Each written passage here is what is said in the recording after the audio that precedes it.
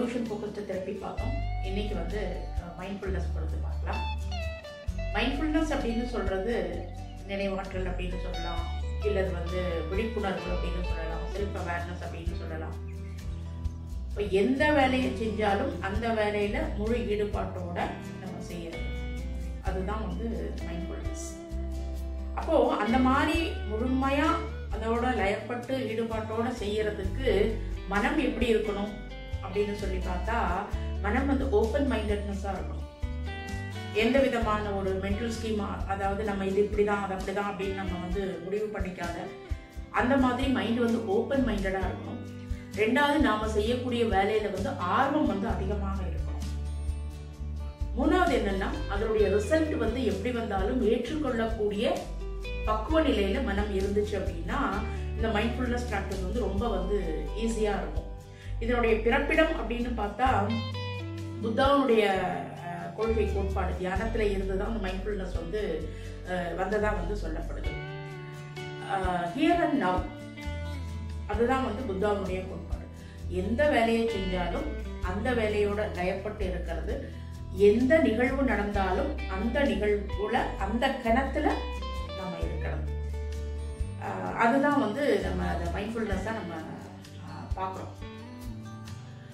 இப்படி இருந்துச்சு அப்படின்னா நமக்கு வந்து மைண்டும் வந்து ஓப்பன் மைண்டட்னஸா இருக்கு.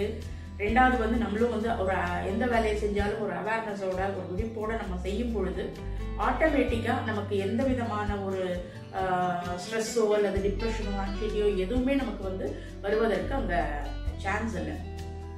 அடுத்ததா வந்து பாத்தீங்கன்னா நான் ஜட்ஜ்மெண்டல் அப்சர்வேஷன் அப்படின்னு சொல்லலாம். நான் ஆரம்பத்திலே சொன்ன மாதிரி எதையுமே நம்ம வந்து ஜட்ஜ்மெண்ட் பண்ணிட்டு ஒரு வேலையை ஆரம்பிக்க கூடாது. இது இப்படிதான் நடக்கும் அப்படின்னு ஜட்ஜ் பண்றது நம்மளுடைய வேலையே இல்லை இல்லையா? செயல் செய்வது மட்டும்தான் நம்மளுடைய வேலையா இருக்கும். உணர்ச்சி வயப்படாம நம்ம வேலையை வந்து ரொம்ப கான்பிடென்டா ரொம்ப தெளிவா அந்த வேலையை வந்து செஞ்சு முடிக்க முடியும் எப்போ அந்த நான் ஜட்ஜ்மெண்டல் அப்சர்வேஷன் இல்லாத இருக்கக்கூடிய பட்சத்துல. அடுத்ததா என்ன அப்படின்னா, நம்மளுடைய உடலுக்கும் மூளைக்கும் ரொம்ப வந்து இதனால வந்து இந்த மைண்ட்ஃபுல்னஸ் பிராக்டிஸ்னால பெனிஃபிட்ஸ் வந்து அதிகமாகும். மூளைக்கு என்ன விதத்துல பெனிஃபிட்ஸ் அப்படின்னு சொல்லி பார்த்தீங்கன்னா, நம்ம மூளையில இருக்கக்கூடிய கிரே மேட்டர் அப்படிங்கிற ஒரு திரவம் வந்து இருக்கு. அது வந்து பாத்தீங்கன்னா நம்மளுக்கு நல்லா வந்து இன்க்ரீஸ் ஆகும் இந்த மைண்ட்ஃபுல்னஸ் செய்யும்போது.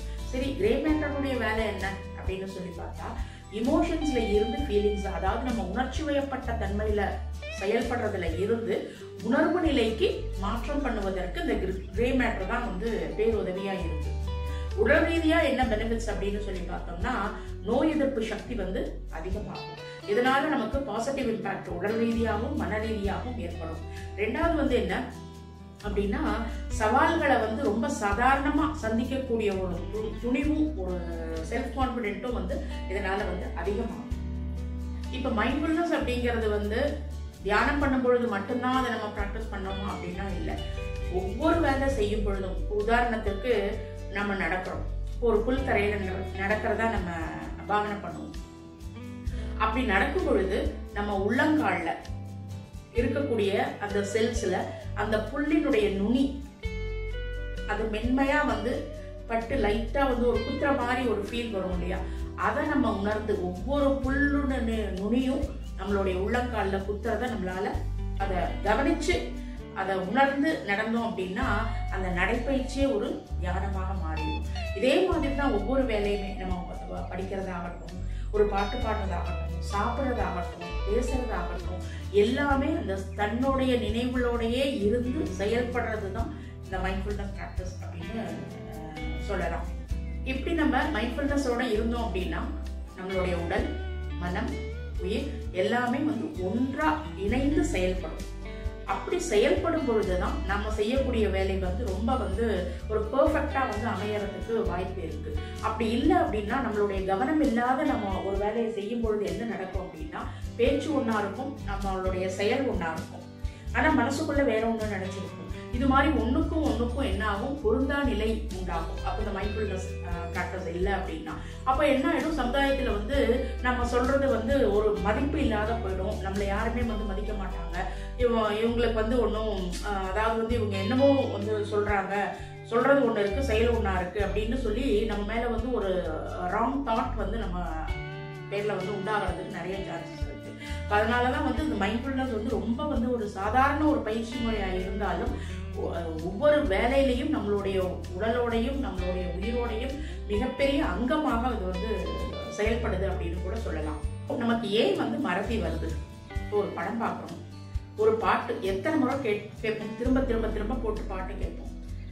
சரி, அந்த பாட்டு நம்மளால வந்து முழுசா அதை ரிப்பீட் பண்ணி சொல்ல முடியுதா அப்படின்னா இல்லை. ஏன், என்ன காரணம் அப்படின்னா இங்க ஒரு ஒரு அருமையான ஒரு தத்துவம் வந்து அடங்கி இருக்கு. இப்ப என்ன நடக்குது அப்படின்னா, இதுக்கு ஒரு உதாரணம் சொல்றேன். இது வந்து ஓஷோ சொன்ன எக்ஸாம்பிள் தான். இப்போ ஒரு கடற்கரைக்கு போறோம். எதுக்கு போறோம்? நம்ம வந்து ரிலாக்ஸ் பண்றதுக்காக போறோம், கொஞ்சம் மைண்ட் வந்து ஃப்ரெஷ் ஆகிறதுக்காக, கொஞ்சம் டைம் ஸ்பெண்ட் பண்றதுக்காக நம்ம போறோம். சரி, இப்போ அப்படி போறோம், அங்க வந்து கடல் அலைகளை பாக்குறோம், அந்த சூழலை வந்து அனுபவிக்கிறோம் இல்லையா? குழந்தைகள்லாம் விளையாடுறாங்க, பெரியவங்க எல்லாம் வந்து உட்காந்து பேசிட்டு இருக்காங்க. அந்த மாதிரி பலதரப்பட்ட காட்சிகளை பார்க்கும் பொழுது என்ன நடக்குது? நம்மளுடைய மைண்ட் ஆட்டோமேட்டிக்கா ஃப்ரெஷ் ஆகும். இப்போ ஒரு கணத்துல வந்து ஒரு குரூப் ஆஃப் பர்சன்ஸ் வர்றாங்க. அப்ப வர்றதுல வந்து ஒரு இப்போ காலேஜ் ஸ்டூடெண்ட்ஸ்னு வச்சுக்கோங்களேன், பாய்ஸ் அண்ட் கேர்ள்ஸ் 2 பேருமே ஒரு 4-5 பேர் ஒரு குரூப்பா வர்றாங்க. அப்படி வர்றதுல வந்து ஒரு பொண்ணு மட்டும் ரொம்ப துருதுருப்பா இருக்கிறது உங்களுடைய கவனத்தை வந்து ஈர்க்குது அப்படின்னு வச்சுக்கலாம். அப்ப அப்படி இருக்கும் பொழுது இத்தனை பேரு கடற்கரையில எத்தனை பேர் இருப்பாங்க, அத்தனை பேரையும் மறந்தாச்சு. நம்மளுடைய போக்கஸ் என்ன ஆயிடும்? அந்த ஒரு பொண்ணு மேல மட்டும் படும் இல்லையா? அப்ப அதையே நமக்கு வந்து சிந்திக்க சிந்திக்க அந்த பொண்ணு மேல வந்து நமக்கு அதிகபட்சமான ஒரு நினைவும் ஒரு கற்பனையும் வந்து அதிகமாகும் இல்லையா? அப்ப இது என்ன காரணம் அப்படின்னு சொல்லி பார்த்தா, அந்த பொண்ணை பார்க்கும் பொழுது நம்மளுடைய சுய உணர்வு இல்லாத அப்படியே வந்து அதோட வந்து என்ன ஆயிடுறதுன்னா அவங்களாவே நாம மாறிடுறது, நாமளா இல்லாத அவங்களாவே மாறிடுறது.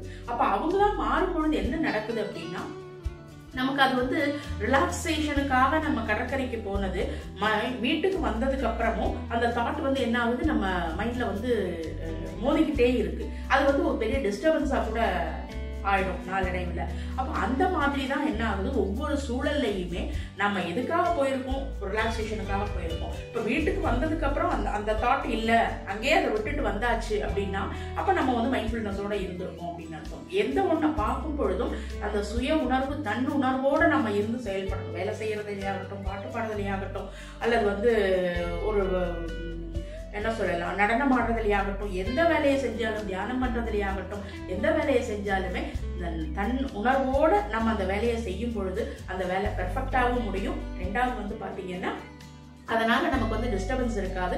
நாம எப்பவுமே வந்து முழுமையோட இணைஞ்சிருக்க முடியும். அப்படி இருக்கும் பொழுதுதான் அந்த வேலை வந்து நமக்கு வந்து ஒரு திருப்திகரமான இருக்கும். ஏன் மனசு வந்து நிறைவு பெறாம இருக்கு? எத்தனை முறை பாட்டு கேட்டாலும் திரும்ப திரும்ப கேட்கிறோம், ஆனாலும் நம்மளால திரும்ப வந்து நினைவுபடுத்தி சொல்ல முடியல. என்ன காரணம்? கற்பனையில நம்ம மிதக்க போயிடுவோம். அது அப்படி, இது அப்படி, நாம வந்து அப்படி இருப்போம், என்ன வாங்கி சாப்பிட்டா மாதிரி பலதரப்பட்ட கற்பனையில போகும் பொழுது, பாட்டு ஓடிட்டு இருக்கும் பொழுது என்ன ஆயிடுது, நம்மளுடைய கவன சிதறல் வந்து அதிகமாகும் பொழுது அதனுடைய சாட்டிஸ்பாக்சன், ஃபுல்ஃபில்மெண்ட் வந்து நமக்கு கிடைக்காத போகுது. அப்போ ஒரு சின்ன சின்ன விஷயத்துல இருந்து கூட இந்த மைண்ட்ஃபுல்னஸ் பிராக்டிஸ் வந்து எவ்வளவு வந்து ஒரு உபயோகமா இருக்கு. ஒரு ஃபுல்ஃபில்மெண்ட்டை, வாழ்க்கையினுடைய ஒரு ஃபுல்ஃபில்மெண்ட்டை கொடுக்கக்கூடிய பயிற்சி முறையே இந்த சிம்பிள் டெக்னிக், இந்த மைண்ட்ஃபுல்னஸ் தான். அப்போ தொடர்ந்து வந்து நம்ம வந்து சிந்திப்போம். ஆனா மனசானது என்ன ஆகுது, நம்மளை வந்து ஒரு நிலைப்படுத்த விடாது, அலைப்பாஞ்சுக்கிட்டே இருக்கும், துரத்தி வந்துகிட்டே இருக்கும். ஆனாலும் நம்ம என்ன பண்றோம் அப்படின்னா, மனசு பண்ற சேட்டையெல்லாம் நம்ம பார்த்துட்டு இது மனம் பண்ற வேலை இல்லை, நான் எந்த வேலையை செஞ்சாலும் எதை பண்ணினாலும் என்னுடைய தன் உணர்வோட இருந்து நான் செயல்படுவேன் அப்படிங்கிறது தான் அந்த மைண்ட்ஃபுல்னஸ் உடைய கான்செப்ட் அப்படின்னு சொல்லலாம். தொடர்ந்து சிந்திப்போம் மைண்ட்ஃபுல்னஸ் பொறுத்து. அடுத்த பதிவில் வாழ்க்கை வளர்க்க.